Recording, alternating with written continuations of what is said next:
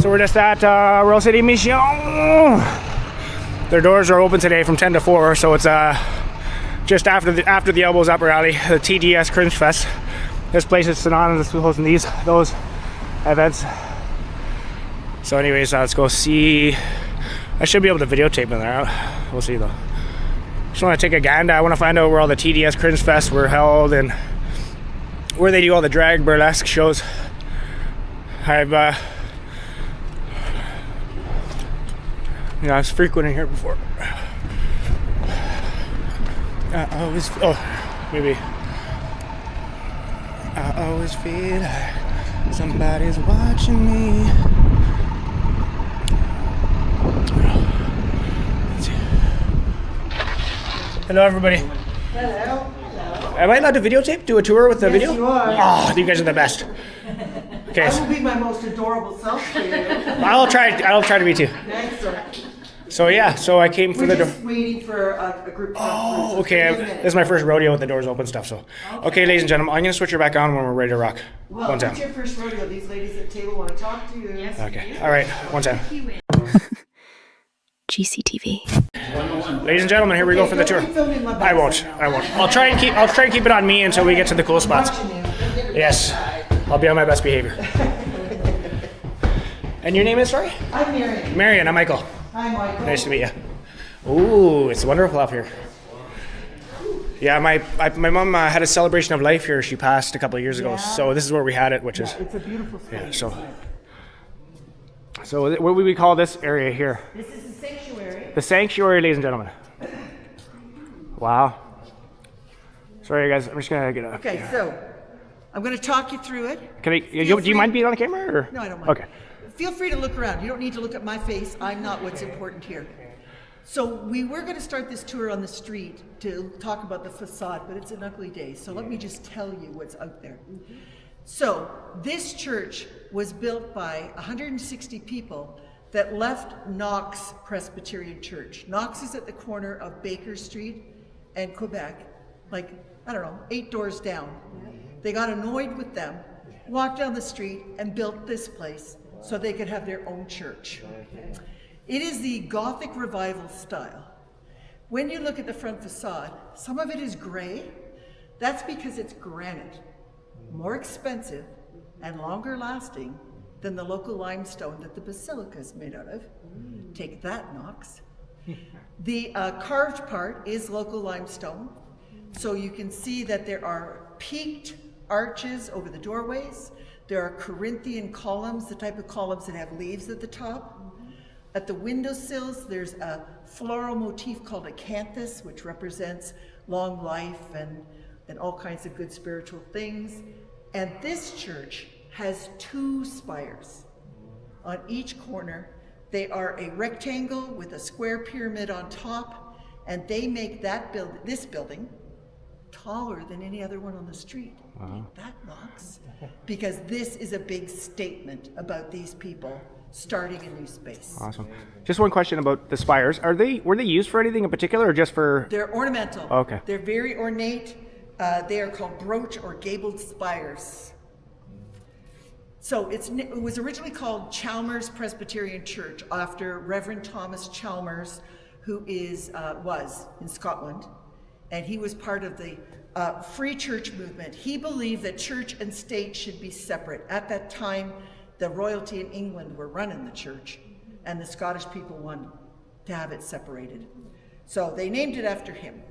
Henry Langley designed the church. He was one of the first architects trained in Canada. He also designed St. George's Anglican Church on Woolwich Street and First Baptist Church, also on Woolwich by Hakeem Optical, and a whole bunch of churches in Toronto. The church was built in 1868, started, and it wasn't finished till 1871, so it's 150 years old. Now, the reason those people left Knox is because at that time, Presbyterians believed that church music should just be human voice. And these people went, oh, not a flute, a violin, something? So they came and started their own church. And by 1919, they had enough money to put in a Cassavant organ You see where the pipes used to be? Okay. Same organ that's up at the Basilica. It would have rocked this room. You can hear the acoustics in my voice, right? They wanted music with a capital M. So, Gothic structures. The pointed arch is a more efficient shape to drive the weight of the roof down onto the pillars. And those pillars, which are made of wood, go all the way through the floor and into the basement. In the basement, they're encased in drywall, so they look square. Same pillar. The other thing that's very typical of Gothic architecture is the stained glass. Behind you is what's called a rose window. It doesn't look much from the street because it's got fiberglass protecting it from vandalism. But on a sunny day, that shines beautiful light into this space. The rose shape represents the infinite nature of God reaching out in all directions. The 4 little flower shapes underneath are called quatrefoils because they have 4 petals. And they represent the Gospels of Matthew, Mark, Luke, and John. Over to my right, my left, your right, are more stained glass windows. These have the names of the founding families and a little Bible verse. They are pictorial in that they have a scene representing that Bible verse. But you notice something weird about them? They're cut off because this gallery did not exist when the church was first built. It was added later. So when they put the gallery in, the light from those windows was minimized. So the church put in these dormers with what's called clear story windows. And these windows, way up there, you can see on the wall by the rose, there's a crank and chain mechanism. So you can actually open those and on a hot day, let some of the hot air out of the space. Interesting. There are also some leaded glass windows on this side of the building, but in 1957 they added a Sunday school wing, and so those are now an interior wall, so they don't look like much either. So the ceiling is called a barrel vaulted ceiling. It's not a straight pitch like many churches are. It's more like a barn. Yeah, and those are called ribbed vaults. So if you follow that beam, you can see it comes down right on top of the pillars again. So carrying the weight of the roof right down on these pillars. So the congregation grew, and by 1882, they needed this gallery seating. They were up to around 1,000 people. 1,000 people singing with a pipe organ. Oh my God, it must have just rocked, right? Now, the gallery shows another very Gothic feature, and that is ornament. That railing is cast iron. And you can see the little quatrefoils at the bottom, and you can see the Gothic arch above it, and it's a tree floral motif. If you go up in the gallery, which we're not allowed to do today, that railing is only at knee high. It's not up the curb. Oh, it's a little scary up there. Who made all this? I have no idea. No idea. But you can see there are little sections. That's a lot of cast iron. Yeah. So in 1925, this group joined the United Church of Canada. So it became Chalmers United Church. As I said, they were up to 1,000 people, but that started to diminish. And by 2005, they sold this building. And the congregation moved to Three Willows United Church, which is on the west side of Guelph. And in 2005, the Royal City Mission bought this building. The mission had already been in town. They were using storefronts in various places to serve meals to the poor. But now they had this beautiful space, and they have Sunday services every Sunday at 11 o'clock. Anybody's welcome to come.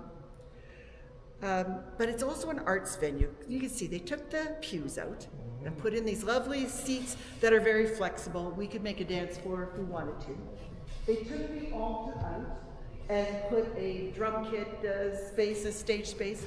Tonight, the concert's Adrian Rasso's jazz band, locally renowned musician. Is this the same place they have the candlelight? Candlelight concerts Yeah. look stunning. Yes. They've got excellent theater lighting. They've got a data projector and a big screen. They've got a soundboard. It's an excellent performance venue. There's a concert here every weekend.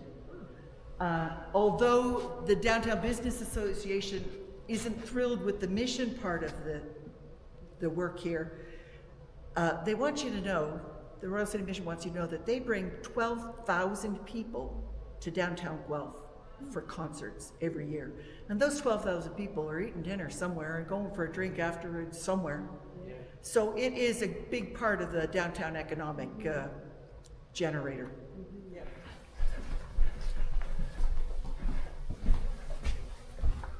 Dun dun dun. They're committed to making the building accessible. We've got a little elevator. There's a bigger one going in, so that's what's happening here. Construction. Losing a washroom, gaining an elevator. Under construction. This is Guelph's new library out the back window here. Yes. Soon enough she'll be ready.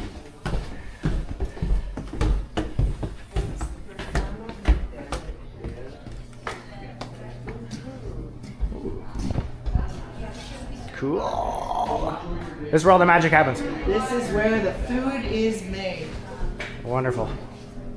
So one of the unique things about this facility is they have a kitchen that can feed 100 people in a sitting, which most places in town don't. That frightening stove over there. Huge, massive gas stove. This unit here is a warming oven because many of the meals are made ahead of time and then just kept in casserole dishes. Commercial grade dishwasher, enough dishes and cutlery for 100 people at a sitting. In the back, there's a walk-in fridge and a walk-in freezer. These things get funded by federal government grants because the federal government will give money for stuff, right? And so this kitchen is state-of-the-art. There is a staff chef who oversees how the food is prepared, and an army of volunteers like this lovely lady that come in, serve the meals, serve coffee. So they served last year 77,873 meals. Wow. To anyone who walks in the door. We don't say, well, who are you? Why do you think you should have a free meal? No, you come, you get fed, you get made to feel welcome. And once a day? Well, so this place was open, when I first started, it was open 7 days a week, breakfast, lunch, and dinner. Then it went down to 7 days a week, just lunch and dinner. And now it's 3.5 days a week. And so yesterday, for example, they fed 90 people at lunch.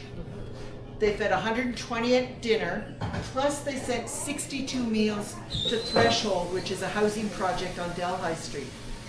So all those people don't have food today because the mission is closed, which is why we can walk through it today. I'll tell you more about that. Come see the dining hall. Very good. So this is where the community would gather for meals. As I said, we could sit 100 people easily. But it's more than just food. You can't see past that group of people. There's a Rubbermaid tub. Because if somebody is living in a tent in a parkette, they have to have somewhere to leave their stuff. Yes. You don't want them to be shopping cart people. So they provide a storage service where they can leave their stuff. Down this hall, we just this year put in washing machines and a shower. Again, federal government money. So somebody can come and get themselves clean, clean their clothes, put on clean clothes, and feel like a human. It is a place to get out of the summer heat, a place to get out of the rain, out of the freezing cold. Besides the meals, it's a place to socialize because people living in poverty are often isolated. And so here they can come and play Uno or color in a Zen doodle book or just sit and talk to people. Coffee is always being served. It's being served today, and there's cupcakes and things there today. The last thing I want to point out to you is on the table there's a book called The Stories from the Mission. And they are stories, real stories about people who use this service. Who are they? How'd they get there? What happened in their lives? It is free for a $25 donation. And we're also looking for 1,000 people to donate $30 a month. That's less than $1 a day. If we met that mark, this place would be open 7 days a week. The thing that's closing us, we got the lights on, we got the building, is staff. There's a staff member, there's another one over, the guy in the gray sweater. If you don't have trained people in a room where you have 50 people with mental health issues and substance abuse issues, it is not safe. So you need to have the staff to keep these people safe and help them when they have a crisis. Like social workers or? Well, they're not social workers, but they're trained in, like, they sometimes have to resuscitate people. They use that Naxolon stuff to bring them back after an overdose. Or just sit with somebody who's having a meltdown and talk them through it. It's just special work. I mean, I cut up lettuce in the kitchen. I pour coffee. Any questions about this? No. And the washrooms are in? So there's a washroom just past here towards the showers. There's 3 on the back wall here. Make yourself comfortable. Grab a coffee and sit if you would like. That's Theo, another staff member. Talk to her if you want to take a brochure about the funding program. Well, thank you very much, Marianne. Thank you for coming. Yes, Mark. wonderful experience. I learned a lot. So, ladies and gentlemen, this is the $25 donation free book, Stories from the Mission. If you can afford it or are able to help out, it'd be greatly appreciated. These guys, I'm sure, would greatly appreciate that help. So.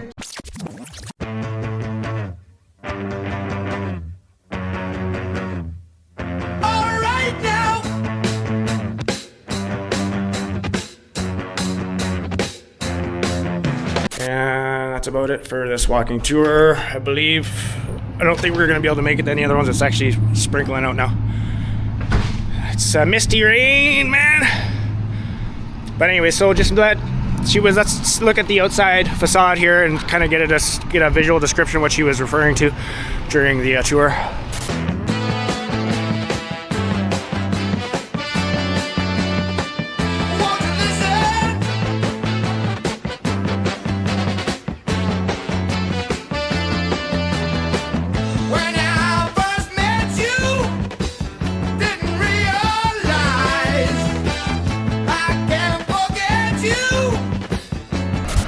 I just want to get over across the street and get a good visual here. It's fucking busy!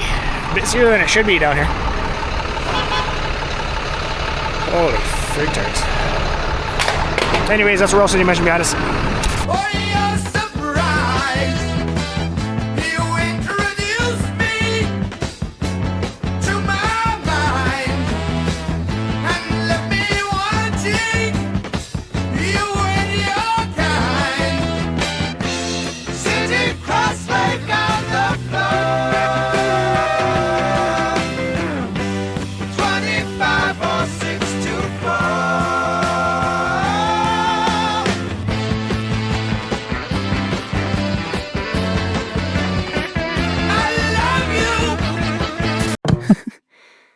GCTV.